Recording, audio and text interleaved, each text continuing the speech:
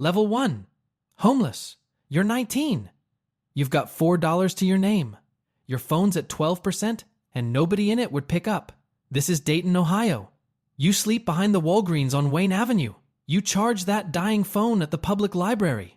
You tell people you're between things. You're not between things. You're behind a Walgreens. Your only friend out here is a crow you named Jack. He's smarter than half the men who'll ever sign your checks. Scouts the Panera dumpster for you before the other guys wake up. The kind of crow that, with better parents, ends up at Harvard. You split whatever he finds. Most nights, half a hot dog at 2 a.m. and tell him the whole plan. He listens better than anyone you've ever paid to. Coldest night of the year, a camera crew rolls up to the warming center. City Councilman Marcus is handing out socks for the photo, and a volunteer shoves a Friends of Marcus envelope into your hand for the shot. Then Marcus actually looks at you, really looks, and waves you off to the side.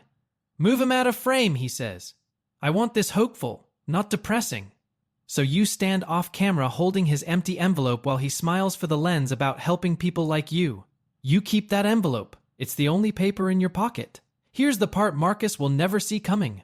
The kid he just moved out of frame grows into the one man a sitting United States senator can't survive without.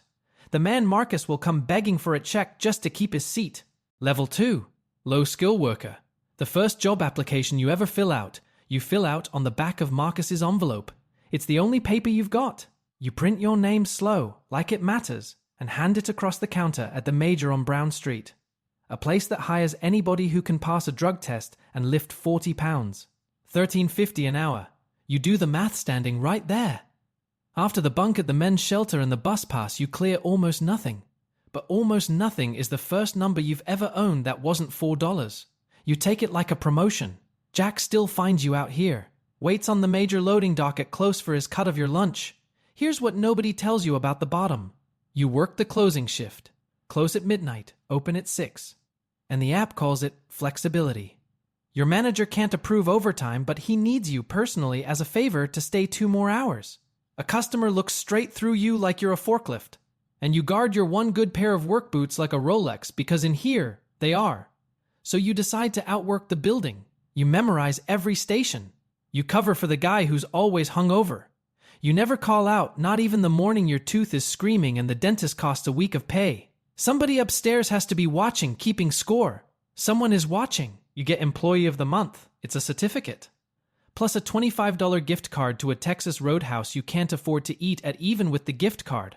That's the first law you learn in this country. And it's free, which is the whole point.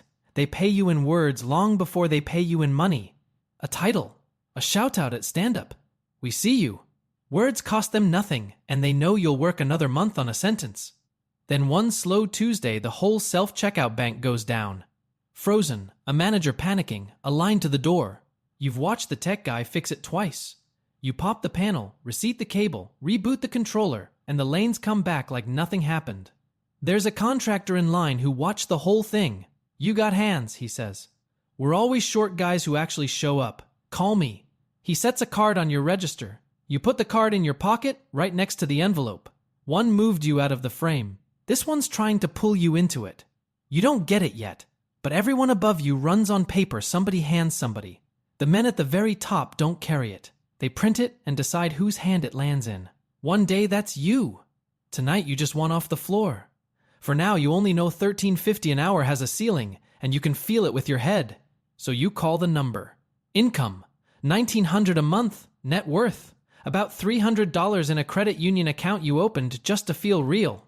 Debt, 0 because nobody on earth will lend you a dime. Level 3, skilled tradesperson. The contractor's card gets you an apprenticeship. For the first time in your life, somebody's paying you to learn instead of charging you for it. The first crack in the ceiling. Year 1, you're the mule. You carry the spools, sweep the cuts, hold the flashlight at an angle that's somehow always wrong. The journeyman assigned to teach you teaches you almost nothing on purpose. The less you know, the longer he's irreplaceable. You learn anyway, by watching, same as you learned every station at the store. The trade has its own gospel. There's the homeowner who watched a 9-minute YouTube video and now knows more than you do. There's the Ford pickup that costs more than your first 3 cars stacked together, with a loan that follows you like a shadow. And there's your own body, which slowly turns into a weather report. You know it's going to rain before the app does, because your knee tells you. And Jack rides the dashboard of the work truck now, like he always knew you'd get one. But you get your license. A real one, the state's name on it. First time you sign it, you feel something new. Certified. Not employee of the month. Certified. Then comes the first solo call. Old house. No band tube wiring. A panel that should have been condemned 2 administrations ago. You quote it honestly. You do it clean. You don't cut a corner even where nobody would ever see it. The woman pays you in full, on the spot, and then does the thing that changes everything. She gives your number to her neighbor. First money you ever made off your name instead of your hours. Small. Feels enormous. You're admiring your own invoice when the old master on the crew ruins your whole self-image in one sentence. The money was never in the wires, kid. You ask what he means. Guy who swings the wire makes a wage. Guy who owns the trucks makes a living. Guy who owns the buildings makes a fortune. And the guy who owns the people who write the building codes. He lights a cigarette he's not supposed to light on the job. That guy owns all 3 and never lifts a thing. He says it like a joke. You don't laugh. Something in your chest just rearranged itself. That night you do the math on a license. Best case, you're an expert with 2 hands and 24 hours in a day. The ceiling's lower than it looks. Just hours in a better shirt. You wire a campaign field office that month for cash. Marcus's first run for state rep, climbing off the city council. The permits on the wall say his name. You just notice. Buildings and politics touch each other right there on the same piece of paper.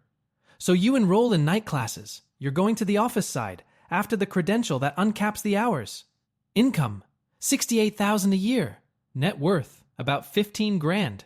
Debt, 9,000 on the truck. The first debt that ever felt like a tool instead of a noose. Level 4, professional. The credential lands you on the office side of the trade. Project manager, salaried. On your first day, they give you 3 things you've never owned. A badge with your face on it, a chair that's actually yours, and a parking spot with your name on a little sign. You photograph the sign. You don't tell anybody you photographed it. Office life has its own gospel. There's the meeting that should have been an email and the follow-up meeting to discuss it. There's the morning leadership gathers everyone to say, "We're a family here," which you'll learn is the exact phrase that comes right before layoffs. There's the language, too. You start using the words ironically. Circle back, low-hanging fruit. Take this offline. And then one Tuesday you say, "Let's take this offline," and you mean it. And a small part of you dies without a funeral. The money's real, though. 6 figures. So you do what the salary tells you. You lease the BMW that says you've arrived. You rent the apartment in the Oregon district with the rooftop you used twice. Jack on the railing, the one piece of the old life that made the climb with you. Here's the joke nobody warns you about. You make 115 grand and feel broker than you did at 1350. Back then, broke was a number. Now broke is a payment schedule, and it goes out the first of every month whether you sleep or not. You catch a mistake in a bid, a structural number off by a decimal. That would have cost the firm a fortune and maybe somebody's life. You flag it. You stay till midnight rerunning it. You walk in sure this is the moment.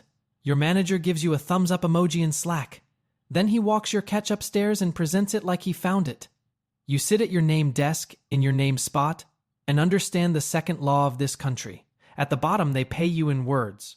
In the middle, they pay you in credit for the work. And then somebody above you takes that credit too. That's the day Marcus drifts back in. And he doesn't even see you do it. He's at a ribbon cutting for the development your firm built. A state representative now, scissors in hand, big smile. You're in the 3rd row. He looks right past you, exactly like the warming center, except this time you're wearing a tie. You read the banner over his head. Same name as the envelope still sitting in your desk drawer. That night you don't sleep. At 1 a.m. you open your laptop and register an LLC. $40 and a name. You don't tell anybody that either. Done getting paid in words and credit. Time to get paid in ownership. Income. $115,000 a year. Net worth. About 40 grand. Debt. 310,000. Almost all of it the cost of looking like you'd already made it. Level 5. Small business owner. The LLC stops being $40 and a name the day you quit. You take 2 guys from your old crew, a truck, and a line of credit, and turn it into a real company. The first time you make payroll, you feel like a king. The second time, you can't sleep. Now there are families that eat based on whether you closed. Everybody told you owning a business meant being your own boss. Nobody mentioned you'd trade one boss for 40. All of them called the client. There's the client who raves about your work, refers you everywhere, and pays 90 days late while explaining that net 30 is just a guideline. There's the estimate you spend a whole Saturday on for a guy who was never going to hire you, he just wanted a number to beat the other guy down with. And there's the day, 14 months in, 0 days off, when you sit in the Home Depot parking lot with a cold coffee and cry for exactly 4 minutes. Because nobody's coming to save you and the aisles inside are calling it self-care. Then the big one comes. A contract worth more than your whole first year in one job. You bet everything. Float the materials, max the credit line, tell your two guys it's going to be a good year. And the client goes quiet. Weeks past due. You lie awake on the only math that matters now. If they don't pay, you can't make payroll, and the 2 men who followed you out the door don't eat. They pay in week 6. You clear more in that 1 quarter than a full year of the salary you walked away from. For one clean afternoon, you taste it. Real ownership. Then the city puts out a contract you're perfect for. You bid it tight. You bid it honestly. And you lose it to a firm that does worse work for more money. Clean, legal, everything fine on paper. You do your homework. The trail ends where it always ends. The winning firm's owner maxed out to a certain congressman last cycle. Marcus. Of course it's Marcus. He's in Washington now. And twice a year, he flies home to Dayton to get worshipped at a Sporting Clays fundraiser. $5,000 a plate. Shotguns provided. So you go. You tell yourself it's networking. Jack rides shotgun the way he has for years, judging your driving like a tiny disappointed uncle.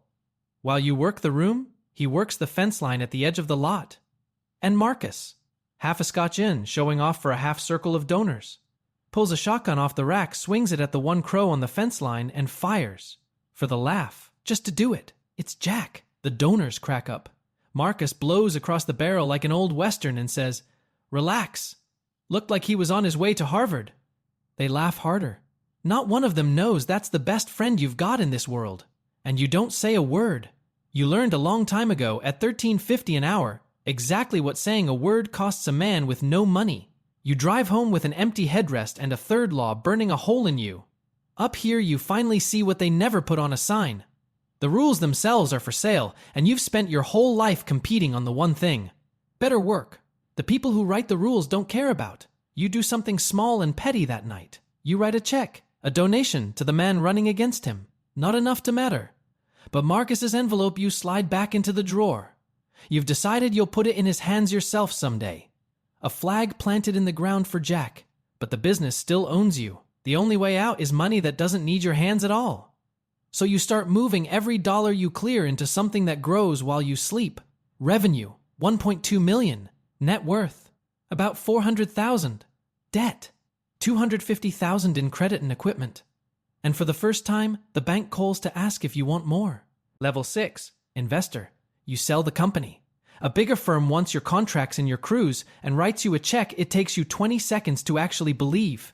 You hand over the keys, keep the cash, and just like that, you stop being the guy with a truck and become the guy with capital. The check is a seed, not a fortune.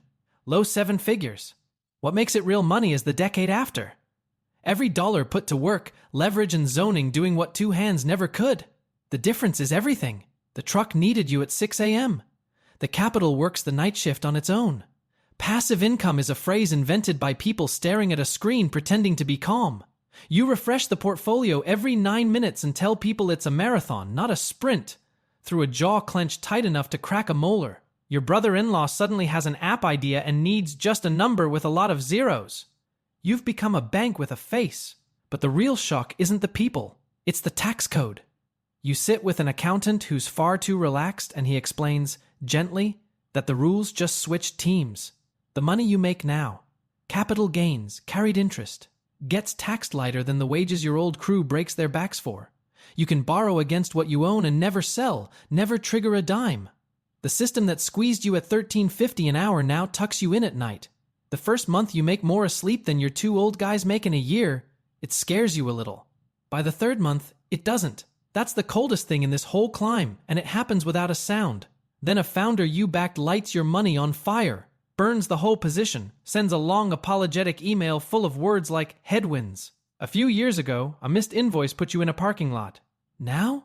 You read the email, close the laptop, go to dinner. That's when you understand what money actually buys. Not jets, not watches, a floor. A loss that would have ended you at any earlier level just bounces off. You finally have a month-proof life. Once you've got the floor, you go looking for the best return on earth. And it isn't a company. A zoning change can 10 times a piece of land overnight. A regulation written or quietly killed moves more money than any product ever could. The highest yielding asset in America isn't a stock, it's a politician. And there's one already sitting on a Senate committee, holding the swing vote on a bill that would tax exactly the kind of money you now make. His name's been in your desk drawer for 15 years. So you decide to buy one. Net worth, about $22 million, taxed lighter than the men who built it. Debt, none that hurts. And about $8 million in leverage you took on purpose because it was nearly free. Level 7, politician. You sit down to buy a politician and your accountant, the relaxed one, does the math and starts laughing. Buying one outright, election after election, costs a fortune forever. Becoming one costs a single campaign. It's cheaper to run. So you run. You self-fund a House seat, and the money does in 4 months what most candidates grind a decade for. Your face on a sign in the same kind of yard where you once stood in the cold. You win going away. And the man you used to be wouldn't recognize the man at the victory party. You say folks now. You didn't used to say folks. You eat a corn dog at the Montgomery County Fair because a photo of a candidate refusing a corn dog has ended careers. You learn to answer the question you wish you'd been asked instead of the one you actually were. A great many warm words that contain nothing at all. You go to the donor dinner. 3 hours about the future of the district and not one person mentions a voter. The voters are the cover charge. This room is the club. Here's the part they don't tell you. Winning was the cheap part. The party hands you a card telling you how to vote, and you vote that way because the committee seat you want runs through the people who printed the card. You're a United States congressman with less freedom than you had running a company out of a truck. Back then, the boss was a client you could fire. Now you can't even find the boss. But you can reach the committees. The tax bill that scared you into all of this. Marcus's swing vote and all. Dies quietly your first year. The easiest way to kill a law is to own the room where it dies. Then Marcus comes back around. Senator Marcus, party leadership, and does the exact thing he did at the warming center 20 years ago. Tries to put you in your place. Cuts you off in a meeting. Tells the room with a little smile that the new guy should learn how things work before he talks. Move him out of frame. Same move. Same smile. Except this time you're not holding his envelope. You're holding a super PAC. You don't argue. You quietly fund a credible primary challenger in his home state and let him read about it. He calls you that night. First time in 2 decades, Marcus has dialed your number. His voice is being careful. You hang up and feel the whole thing tilt. The boy he edited out of a photograph just made a senator nervous. The tilt teaches you something colder than satisfaction. The politician is the most visible piece on the board and the most disposable. Voters fire you every 2 years. The donor behind you can't be fired by anyone. The real chair was never the one you ran for. It's one level up, the chair nobody campaigns for, the one you can't be voted out of. You know that now. But you can't reach that chair from the outside. So you take the most visible seat on earth once, learn its wiring, and walk away owning it. You stop thinking like a man buying a seat and start thinking like a man taking the whole house on his way out the door. Net worth, about $60 million. Money you now move through the PAC, roughly $40 million more. For the first time, your wealth isn't measured by what you own. It's measured by what you can move. Level 8, President of the United States. You win. It takes 2 more cycles and a fortune of other people's money. A Senate seat skipped. A primary field your PAC flattens. The most powerful job on the planet handed to the kid who slept behind a Walgreens. For about a week, it feels like the top of everything. You stand in the Oval Office at 2 in the morning and let yourself believe you made it all the way up. Then the machine starts teaching you what you actually bought. You can't drive your own car anymore. Won't touch a steering wheel for years. You can't say a sentence out loud without it moving a market, so you stop talking and read off a card someone else wrote. There's a morning briefing and a quieter understanding that it tells you exactly what they've decided you're allowed to know. Turns out the country is a freight train 40 years long, and you're not the engine. You're the guy who gets to nudge it a degree at a time while every camera on Earth films you pretending it's a sharp turn. Then, somewhere in year 2, it's confirmed. Everything you suspected from the outside now felt from the inside. Presidents leave. Every 4 years, every 8 at the most, they pack up and go. But the people who wrote the checks, yours, your opponents, the next guys, never leave. They own the networks you have to go on. They were here before you raised your hand on that cold day, and they'll be here after your face is just a portrait in a hallway. You are not the hand. You're the glove. The office isn't the throne. The office is the puppet, and you knew it before you ran. You wore it on purpose. To leave with everything it hands a man on his way down. The network, the name, the access nobody can revoke. The real power was always the money just off camera, out of frame, where it's always been. Marcus is still in the Senate, still leadership. And when a scandal comes for him, he needs your endorsement to survive it. For the first time, you make Marcus wait, and you think about the warming center while he sweats out there. The flash going off without you. Move him out of frame. You don't run for the second term. Everyone thinks you're crazy. You finally read the whole board. The best square isn't the one you're sitting in. It's the one you can't be voted out of. You're going to step out of the most powerful office on earth and become the thing that owns it. Salary? $400,000, a number that now makes you laugh. Net worth? Still the 60-odd million you barely think about. Real wealth? The network you built to outlast the office. Influence? No longer something you can put on a balance sheet. Level 9. Billionaire oligarch. You walk out of the White House and into the only office with no term limit. No election. No swearing in. Nobody hands you this one. You build it. Holding companies stacked on holding companies. Quiet stakes in the media you used to beg to appear on. A super PAC bigger than some party's entire budget. And a foundation, the masterpiece, that lets you buy goodwill and access in one transaction and write it off your taxes for doing it. The presidency paid $400,000. Being an ex-president pays in another currency. Board seats, $1 million a speech, funds begging for your name on the door. 60 million compounds into billions on access alone. You stop buying things. Things are for level 6. Up here, you buy outcomes. You fly a Gulfstream to a climate summit in Davos and feel nothing about it. Your name goes on a children's hospital wing on Monday and into a tax loophole on Thursday, and both press releases use the word future. When you call a sitting senator, you're not put on hold. 9 seconds. You've timed it. Here's what the kid behind the Walgreens could never have seen. You can't even tell this level exists from the ground. You decide who runs, who gets the money to be credible, and who stays a nobody. Which story gets investigated and which one quietly dies on a Friday night. Not with a vote.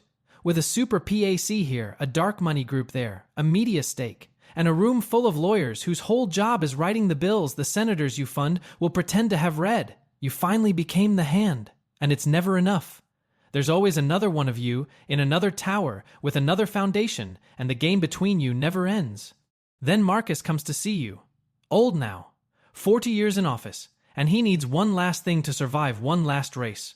Your PAC. He sits in your outer office and waits, the way he never once let you. When you finally bring him in, you slide something across the desk. The Friends of Marcus envelope.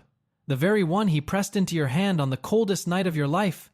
Kept in a drawer for decades, except now it's got your check inside it and your terms on the back. He stares at it. He understands.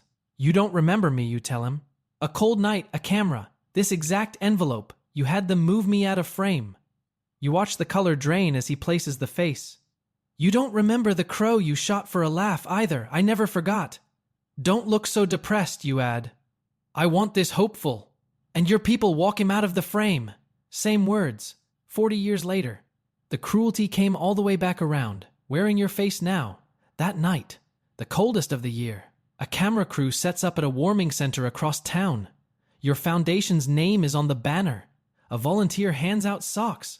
And to land the shot, somebody presses an envelope. Your foundation's. Into the hand of a 19-year-old sleeping behind a Walgreens.